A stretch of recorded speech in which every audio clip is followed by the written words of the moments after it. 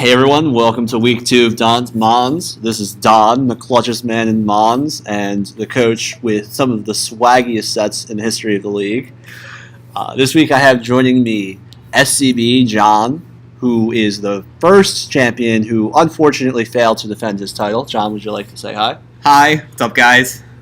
Glad to be on the show. Hello, John. We also have in the background Pace, who, as I called correctly, lost his last week's match. He might be jumping in occasionally to talk. Not really sure. He'll be a guest in a future week anyway, so... I've got nothing better to do now. Yeah, he really doesn't. So the first match we'll be going over this week is the Snore Laxatives victory over the Pittsburgh Pukamuku. The Laxatives, coached by Dick, going up 2-0 on the season, while the Pittsburgh Pukamuku failing to capitalize on the momentum they had from week 1. So... going to start off by analyzing some of the things Dick did for his win. The two strongest things for me in terms of his gameplay were some of his team building and sort of how he brought things to the match. So, for example, I think the AB Primarina was very, very smart. I also believe that just in general, like the Tyranitar set he had worked very well against Dave's team, and the way he utilized it sort of kept it as his win con, kept it until the late game, was also very advantageous and really helped him net the win. But John, do you have anything good to say about Dick's team that I haven't already kind of... Yeah, I really liked his idea of leading with Pavilion and then just poking holes in Dave's team so his other Mons could put in work. Like, just sleep powdering the Rotom early was super helpful because that thing can switch in and pivot, but the fact that it was asleep the whole game just limited so much of what Dave wanted to do. Yeah, I don't think that Dick played perfectly. In fact, I think that Dick's win in week 1 was far more impressive than his win this week. Yes. I feel like even though Dave wasn't playing necessarily poorly, Dick had the opportunity to do a lot better than he actually did. So, for example, I think he was playing a bit too passively. We sort of commented on this last week. When he had Mimikyu set up, he ends up switching it out. That wasn't really necessary because the turn he switched it out, he could have just clicked Woodhammer again and O-code the Mudsdale or done a hell of a lot of damage. True, he would have taken a lot of recoil damage, so maybe he was thinking that in his mind. But either way, I don't really think that... I think he should have just gone for it and taken it out. I think that Mimikyu kind of had served a lot of its purpose at that point. And he also... I don't know what he was trying to do with his Latias. I guess he was switching it in, trying to... I'm not really sure, to be honest, because he sort of sacks it, throws off a Psy Shock to kind of activate his opponent's ability. Granted, I don't think it did particularly much in this game, but I think he could have used it a whole lot better. Yeah, well, we already saw, I think turn 2 it was, that he knew the Gengar was scarfed, so maybe he didn't want Latios the rest of the game. Who knows? I agree with Don. I think maybe firing off a Woodhammer would have been the smarter play, but... The one thing I would have to say about that is because we saw the Gengar scarfed and it's going for clear smogs, he could capitalize on that later with a Latias to punish it, because it's not going to do nearly anything to the Lati. So say if he sets up with Tyranitar later, he still has setup Mons in the back, so if he starts setting up with one of them later and the Gengar comes in for a clear smog, the Lati is a really good revenge killer or a really good switch-in to anticipate that. So I still think the Lati did some stuff in the game. The other thing, I don't know if this is a big deal or not, but the T-Tar, I calced that. He definitely could have O-coded the Mega T-Tar. Oh, Dave's okay. With the Mimikyu's Raw Woodhammer. He didn't need to burn a Z-move there. I guess because he didn't want the recoil, so that does make some sense, but again, it's sort of things like that I'm not sure he's necessarily on point with his calcs. Right. But I'm not trying to take away from it in any way either. There is one more play I wanted to say. When he sends out Mimikyu to scout and then switches into his T-Tar near the end of the game, I think that should have been done in the reverse order. So he probably should have sent the T-Tar out against the Mew and then doubled into the Mimikyu to scout for like a fighting type move. Instead he sort of scouts for like a psychic type move with the Mimikyu or something like that. It works out, but like I didn't really quite get the utility of that. So because otherwise, like, yeah, I'm not positive, but right. Overall, I think Dick deserves the win. He definitely played better than his opponent, but I do think there are some things he could clean up. You can tell that, well, I helped Dave prep with this, and one of the main concerns was Flygon. GD Flygon after a boost actually destroyed Dave's team. So he was pretty scared. That's why he has the Scarf Gengar. It also had Icy Wind. Yeah. Okay, I actually love switching over to Dave's analysis now. I love the Scarf Gengar. The Clear Smog is something I've never really considered myself, and I'm like the Gengar guy.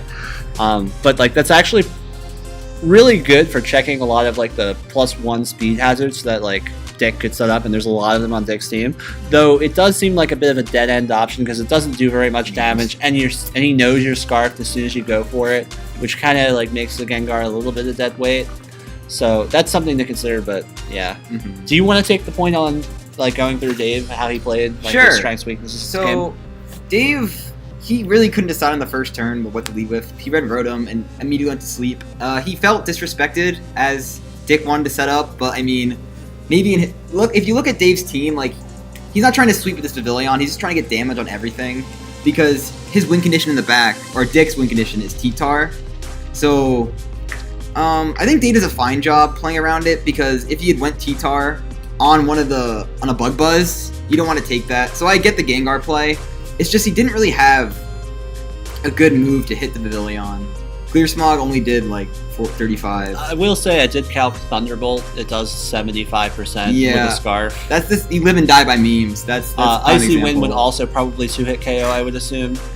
Yeah, Icy Wind probably 2-hit KO, and it would lower the speed the first turn. So we know he had that. So that might have been a better play as well. I agree. I also don't agree with him sacking the T-Tar so early. I mean, obviously this turn he'd have to sack something, but I don't know. I wouldn't have sacked T-Tar when it did so much.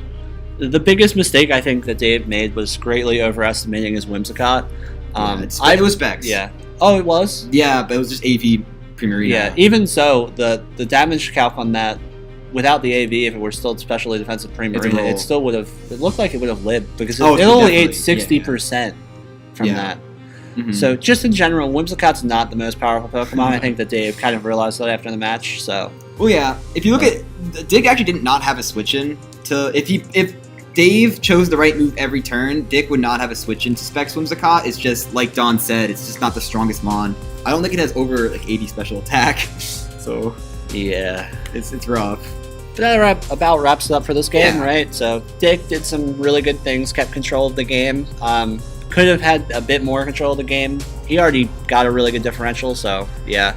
Dave just was kind of floundering a little bit the entire game. He lost the lead battle, I think. Didn't really start off really well there. But then he really couldn't get momentum back. He was kind of playing Dick's game the entire time, which speaks to Dick's abilities. Final point, I just checked Whimsicott. Special attack is 77. There you go. Yeah. Not over 80. So, yep. Alright. You know what's higher than that? Mega Gardevoir's attack.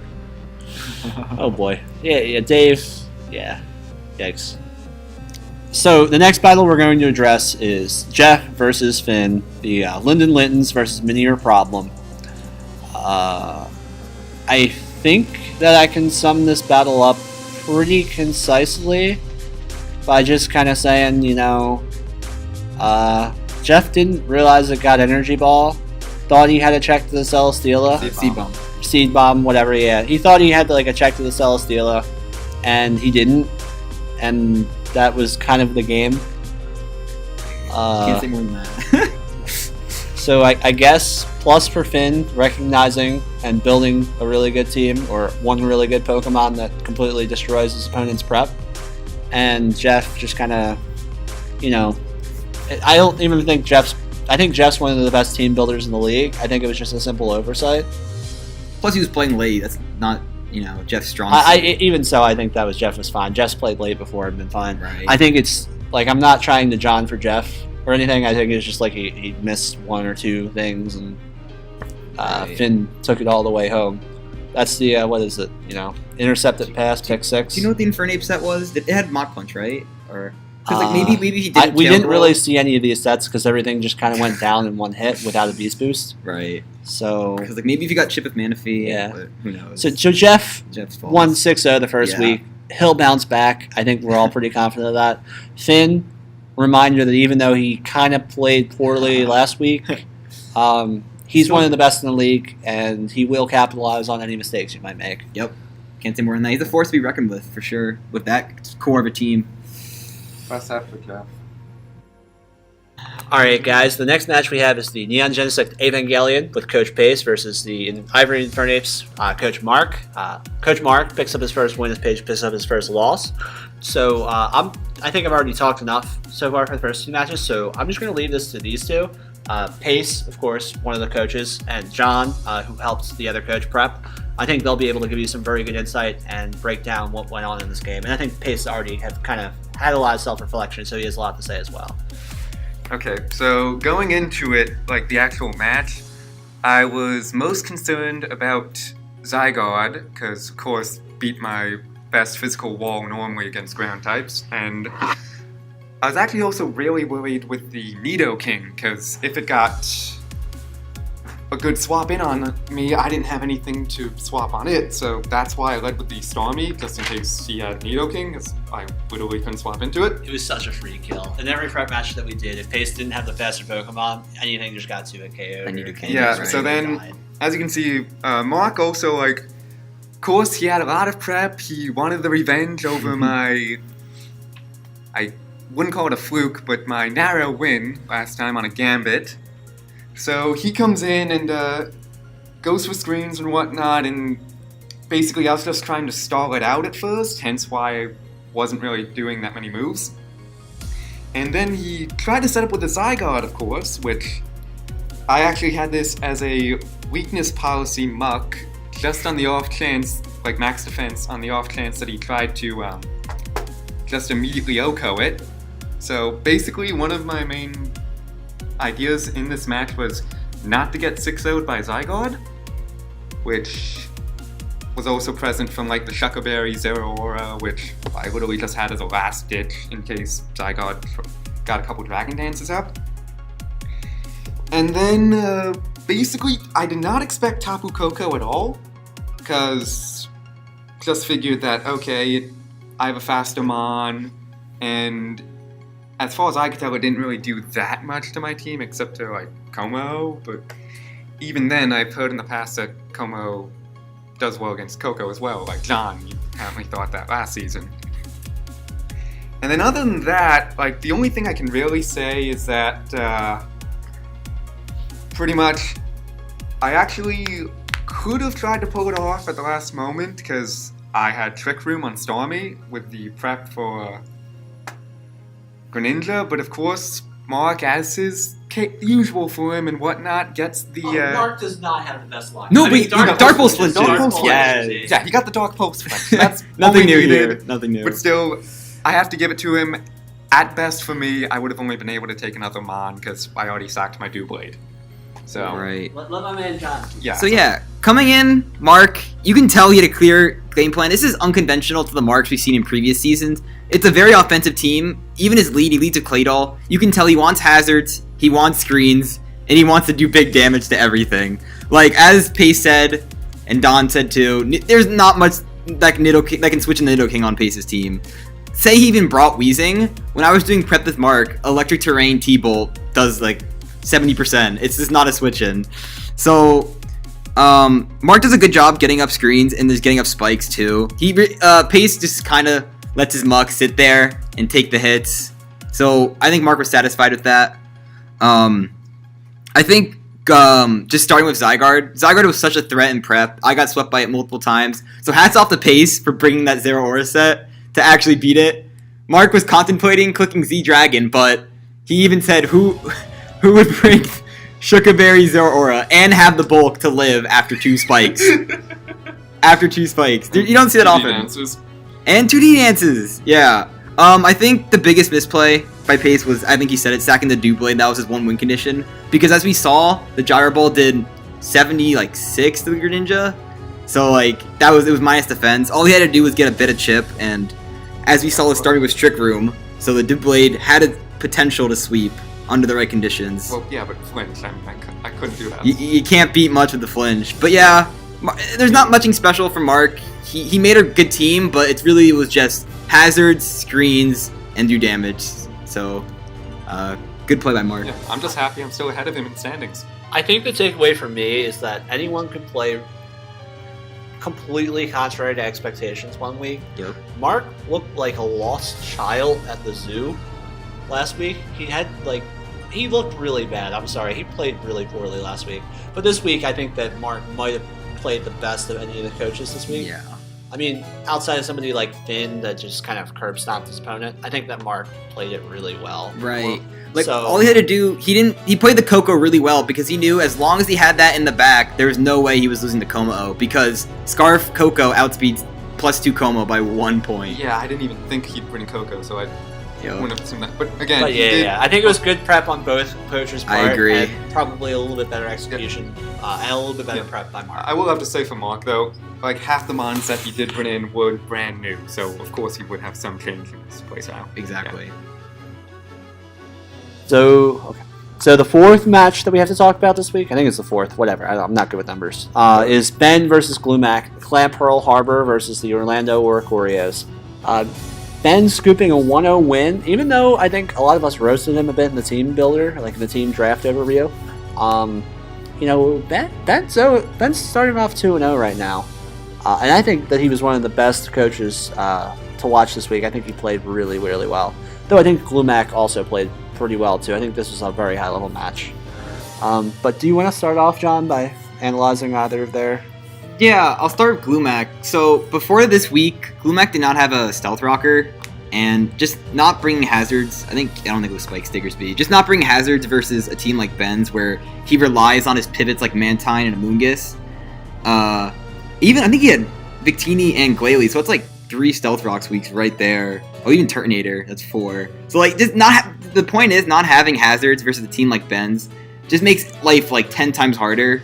So Glumac was already starting from the back, just not having hazards. But I think under the conditions, he played well to just chip the Mons little by little and do the best he could to pull out a W. So yeah, that's something I have to say about Glumac. I think Glumac is sort of a better version of me in terms of playing like a very aggressive offensive play I style. can see that. But he does it better than I do, and I have to admit that. But the thing is, I really don't like his team this year just because he doesn't have the support options that I think he needs. And I think against a team like Ben that has like a regen Pokemon and good pivots, and he relies on those switching around, setting up hazards and stuff like that, I just don't think that Glumac seems suited to keep up. So I really think that this is a match that, he sort of struggled at the team preview. But I think that I'm not sure which of them played better. I think they both played really well in general. I think Glumac made really good use of its Star Raptor.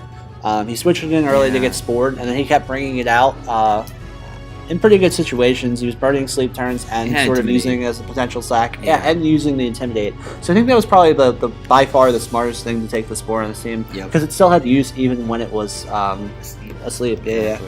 But I think, like you said while we weren't recording, just Ben's play of Amoonguss to keep it alive over the course of the game was very smart. Because it was at like 10%, or I don't know what that is in HP, but he just kept switching it out and bringing it back in, and it was doing really nicely for him just to check Glumac's Mons.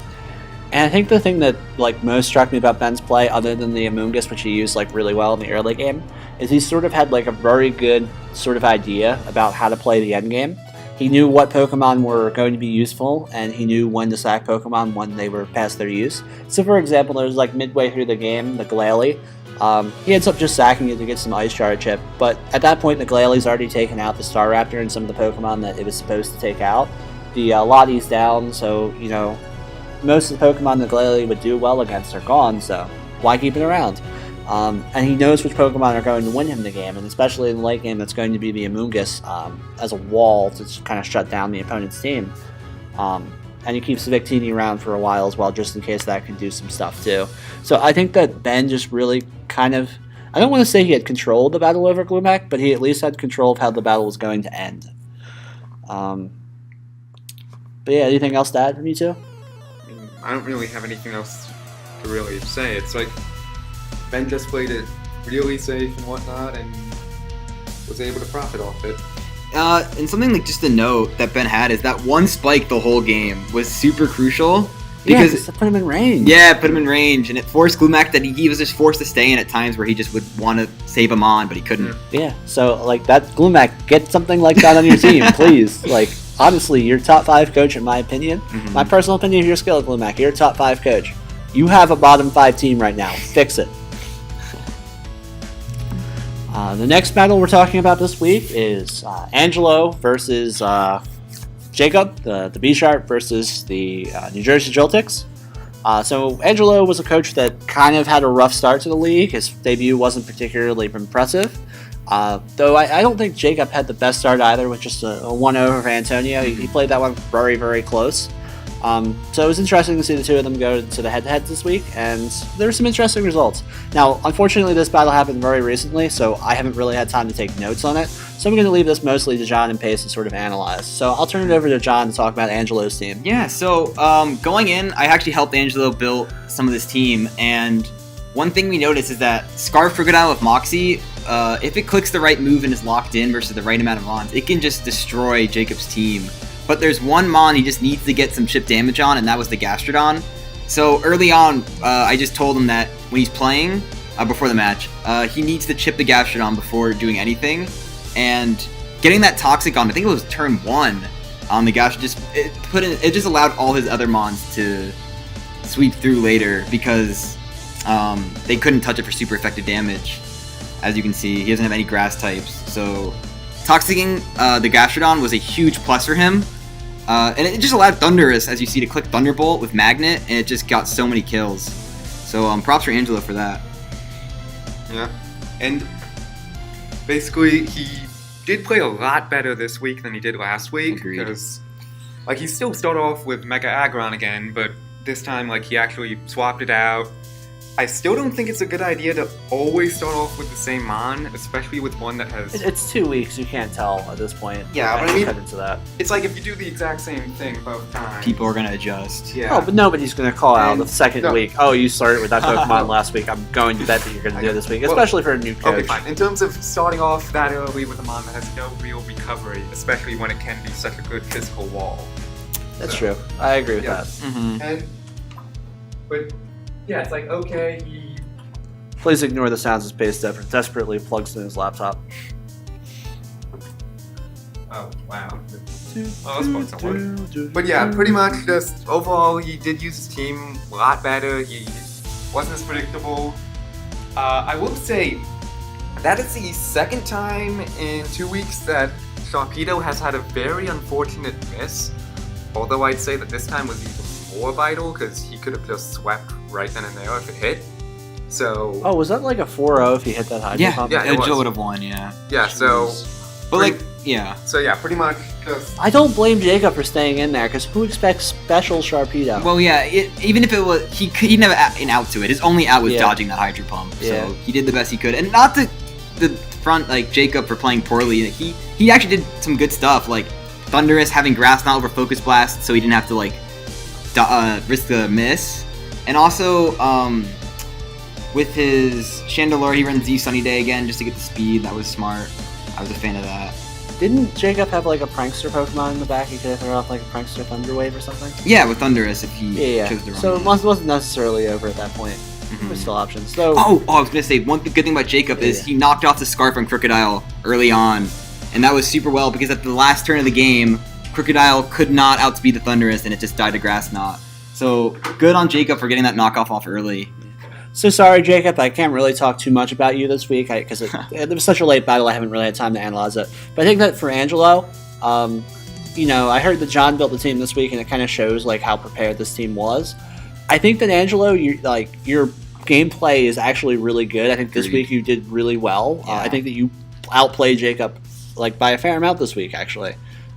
It's just like sort of maybe like reach out to people for helping building and stuff like that, because the sets this week were exponentially better than the ones that were last week. So I think the main thing is to practice your team building, because like the gameplay is already there. It's just the team building needs to kind of catch up to it. I think it's his first time doing draft too. I know he's watched draft, so sort of once he sort of gets the feel for it, maybe that'll help as well. Yeah. Other than that, I always prefer moves that always hit. Yeah, but then they don't end up OHKOing and then you're in Yeah, trouble. I mean, I respect the Hydro Pump, it's a dude. I trade-off, respect but the Hydro Pump Surf. all the way. Yeah. Alright guys, so for the next match, the reason why Pace is actually in this room right now is because this is going to be the roast of Pace. So I basically built Antonio's team for him this week, and I had some really good stuff. And then I show this stuff to Pace, in a mock battle, and then Pace shares the mock battle with John for no apparent reason other than that he was tired that day and didn't think it through. So then, an hour before the match, we realized that now John knows Antonio's team and knows some of the strategies that were on that team. So, at this point, and shut up, Pace, you can't talk for this. At this point, Antonio, I tell him, hey, John knows your strats. And I'm sorry, I have to go to the hospital to visit my mom right now. I can't help you rebuild stuff, and I know you're playing in an hour. So Antonio desperately rebuilds his team, and from the looks of it, brings in some new Pokemon and all of that too. That wasn't nearly resembling the team that we were going to bring. And then, I don't blame Antonio for this loss at all because Antonio had to shuffle everything around. So, could we have a collective thanks Pace in the chat, please? I will say this. No, you're not saying anything. So, even though this is entirely Pace's fault that Antonio lost this battle, because Antonio would have swept with Belly Drum Hypno if it weren't the case. We still stop. So, anyway. I still do have some very good notes for Antonio to kind of discuss. I still have some very good notes for Antonio to sort of go over. So I think that Antonio played... This is what happened in the first game as well. I think Antonio starts off playing really well each game. So for this game, 15 turns into the game, nothing's died yet. Antonio is fighting against John. He's making good predictions. He's using Torn really well as a pivot. He doubles into Typhlosion at one point, trying to catch John's read. He's playing really, really well. The only thing wrong with this is Antonio's team is not meant for a war of attrition. If Antonio doesn't take a pretty big lead early, his team's going to get worn down. That's not necessarily a statement that the team is bad. No. All my teams last year also were not fit for a war of attrition. They were mostly based off of, they've got to take do some damage early. So I think that John, he came into this battle trying to design it to be a war of attrition. He set up hazards. He was trying to also force pivots and stuff like that. And Antonio wasn't able to get the momentum, and then he was slowly building up damage over the course of the game. And, John just kind of kept the pace, and at the end of it, Antonio started to make some mistakes, true. But I think at that point it was already kind of hopeless because John just sort of was leading him around the entire time. And I also have to say, John, I have to compliment you on this. I think you actually had a flawless game. I don't think you did anything wrong pretty much the entire game, at least in my quick watch or two of this. I was focusing on what Antonio was doing, not what you were doing. But I didn't really notice anything that was wrong. I think you had a very smart approach to it, and you maintained control really well. But do you have any advice for Antonio? Because I know he trusts you just as much, if not more than he trusts me. So I will say it sucks because my team I built this week was strictly based to beat Rain. So Don's team probably would have been a harder fight because it's just way less predictable. All my sets were designed to beat Rain. That's why I had Protect, Spiky Shield. I think I had on 3 Mons just to stall out Rain, just to scout moves. And it sucked too. Don said you made reads with your Typhlosion, but it was Choice Scarfed. So I could always protect, and no matter what you did, I would always get momentum. So it wasn't you played poorly. It was just your team wasn't fit to match with my team this week. There is one thing I want Antonio to work on going into future weeks, because it was a bit of a problem in week 1, and it was a problem this week, even to a more notable extent. The utilization of Ditto, I feel, is not quite there yet. Now, granted, Antonio's using Ditto much better than somebody like Eric ever did. At least he's not switching down on subs and stuff like that. So Antonio knows what he's doing with Ditto, but he keeps copying more defensive Pokemon. In which case, it's usually a Choice Scarf Ditto, and it can't really win the head-to-head, or if it does, it doesn't really do anything afterwards. Or John's free to switch out and stuff like that. So I think Antonio, he hasn't really had the opportunity to send out Ditto on something that's gotten boosted. Which is kind of unfortunate, but I think that he needs to... I don't think he's had much of a choice. It's just, it hasn't really done much, and I'm hoping to see, at least some sort of Ditto reverse sweep or something coming soon.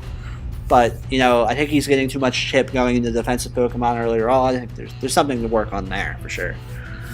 But yeah, any last comments? No, I think that wraps it up. I think we covered pretty much everything. Pace, would you like a word? Oh, wait, never mind. Alright. So our final game for this week, our final Zach and Colin player game. is Tyler. I don't actually know his team name. Something Volcanion or Volcarona versus Sonic Goons. What is his team name? Philadelphia Goonians. The Goonians. best team name in the league. It is a good name. Yeah. Okay. So Chris is coming in 0-1, and Tyler's coming in as a nice 1-0. So Chris is gonna try to pull out the upset story. Pace, you have anything to say? Well, Chris. Alright, guys, seriously. No. Chris, I was so excited for you to try to get your rematch against Tyler and whatnot. You know, like, you almost had it last time. You just lost due to an unfortunate misclick and a miss. Yep. But, yeah, let's just say, Chris, you done goofed. But, yeah, so turn 1, I will say, you had a nice predict on the... Yeah, stopping webs.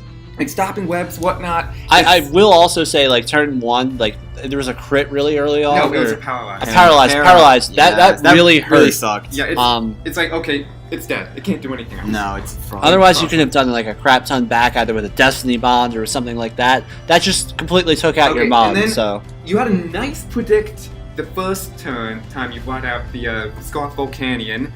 It's Volcanion, Heatran. Heatran, sorry. Scarf Heatran, which nice use of that. It's always good to use your former Jacob said. enemies. Yeah. But yeah, it's a shame that, like, he just read that you wouldn't, like, I guess Tyler just either didn't want to use it anymore, figured he'd go first, or just... I think Tyler did it well because he knew Houndoom was his win condition to win the game, so there's no reason to risk it on a potential Earth Power. So props on I Tyler. guess. But no, also, I gotta shout out Tyler. He had control of the entire match. I feel like you did in your match against San Antonio. There was a couple instances of it, but I think that Tyler was the one with the most control overall this week, except for the Finn match, which was just But yeah, Tyler controlled it really well. However, Tyler did break his promise to me because he swore that he would sweep Chris with Tangela. It didn't happen. So, Tyler, please step up your game. Ouch. You may clearly have had the best season of anyone in the league so far, and I may be very scared that you're going to go 10-0 and break my perfect record, but you didn't sweep with Tangela, so was it really worth it? Okay. But yeah, I can say, Tyler did a really good job of checking potential counters, so he got the Toxic on the Vaporeon, like he was able to sack his Lando for it, so that was a good use of the Lando. And then he was able to get the Nasty Plot on swap due to Flash Fire on, like, for the Heatran. And he was able to also, like, he had HP Ice, which was probably not a great move for you, Chris, to bring 2 quad ice weaknesses. So it's like an easy hidden power to bring, you know, just kind of obvious. And I have to give props to Tyler for being able to get the Sleep Powder on the Gallade. I mean, that was just sort of the thing that he chose to switch in. I honestly think that Chris was just in a non-advantageous position there because Tyler was in control. But it's the only mon that actually lived a hit. And it was already a sweep. There was nothing Chris could do. It was just like a perfectly set up sweep. Yeah, it's kind of unfortunate. I think Chris might bounce back. I think Chris has a really rough week next week because his team does not match up well against Rain. So, Chris, if you're watching, listening, reach out to some of your league administrators to help team build because, like, you're in a pretty rough spot at the team preview next week. But especially week 4, I can see Chris bouncing back. Wait, was that a Scarf? Yeah, it was a Scarf Heatran. That's better go Angelo. And because Houndoom beat it on the last turn. because sticky webs. Okay. Yeah, webs. And webs. then- Yeah. Which, again, Tyler just took control. When he got those webs up, he Yeah, won the something game. to empathize is that Tyler definitely had the matchup going into this week.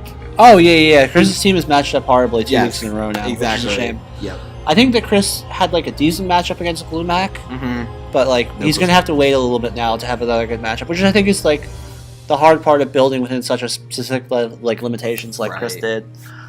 Which I hella respect, because, like, I used to be the Mono Kanto guy. So, a lot of respect to Chris, but, like, you know, sometimes you just lose a team preview if you build custom teams like that. But, John, it's been a pleasure having you on your show. Pace, not so much. John, is there anything that you would like to do to wrap this week up? No, I'm glad we got to talk and just analyze the matches. You know, the whole point is to, help coaches get better, focus on their strongs, what they did well, also what they did wrong. We're all trying to improve here, so, just going through the matches is fun, and thanks for having me on, dude. That was a great time. Always a good job having you. Towards the end of the season when we're starting to live through, analysts again, we're glad to have you back. Thank you.